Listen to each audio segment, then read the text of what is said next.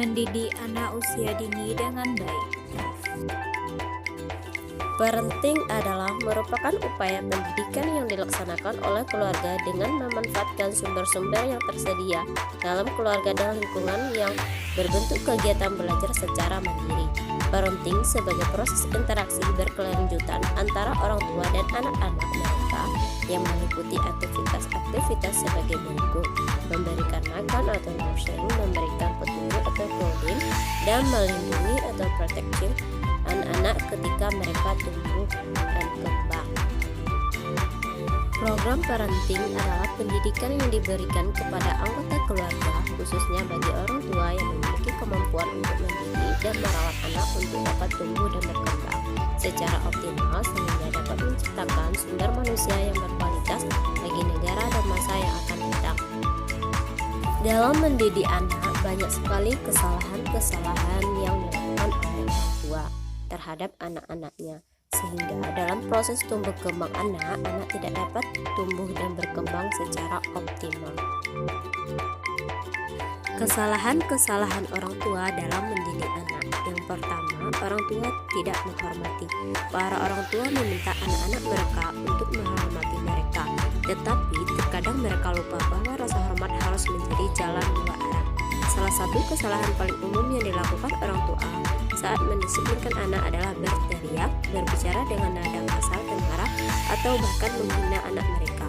Memberi dan meminta hormat sebagai balasan adalah salah satu tips yang perlu diingatkan tentang mendisiplinkan anak.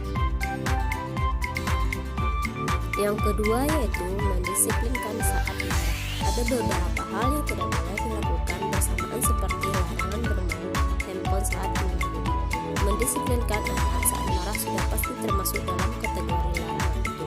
Luangkan waktu beberapa menit untuk menenangkan dan mengumpulkan pikiran sebelum berbicara dengan anak tentang perilaku buruk mereka. Jauhkan diri bunda atau anak dari situasi langsung. Jalan-jalan, memberi diri bunda dan anak waktu untuk merenungkan konflik. Ketiga yaitu tidak konsisten. Bunda menegur anak karena tidak membersihkan kamarnya, tetapi mengabaikannya ketika kamar mereka berantakan selama berhari-hari. Beri anak harapan yang jelas dan sederhana serta daftar harapan yang realistis. Misalnya, jika bunda ingin dia membersihkan kamar mereka setiap minggu, tandai di kalender dan jadikan hari bersih-bersih kamar. Yang keempat yaitu terlalu banyak berbicara. Memberikan penjelasan yang panjang dan terperinci tentang perilaku tidak pantas anak bunda bukanlah ide yang baik. Bersikap langsunglah dan jelaskan menjadi dasar-dasar untuk anak bunda. Dengan anak yang lebih besar, bicarakan apa yang salah dan didiskusikan kemungkinan skenario yang bisa menjadi pilihan yang lebih baik. Dengan anak yang lebih kecil, cukup menyatakan apa perilakunya dan mengapa itu salah. Yang kelima yaitu menjadi negatif. Mendengar kalimat jangan dan tidaklah menyenangkan bagi siapapun, terutama bagi anak-anak. Dekati sesuatu dari perspektif yang lebih positif dengan membicarakan tentang apa yang bisa dilakukan dengan lebih baik. Jika anak merengek atau membalas ucapan bunda, tunjukkan beberapa contoh cara berbicara dengan cara yang baik dan lebih ramah. Yang keenam yaitu berpikir bahwa mendisiplinkan itu menghukum.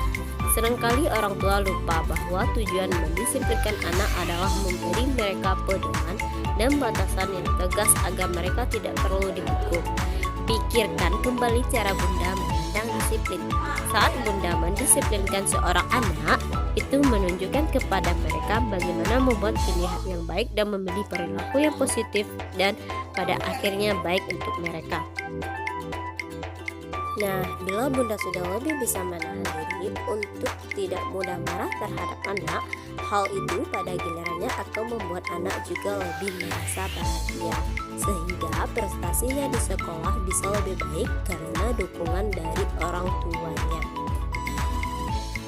Thank you. Assalamualaikum warahmatullahi wabarakatuh.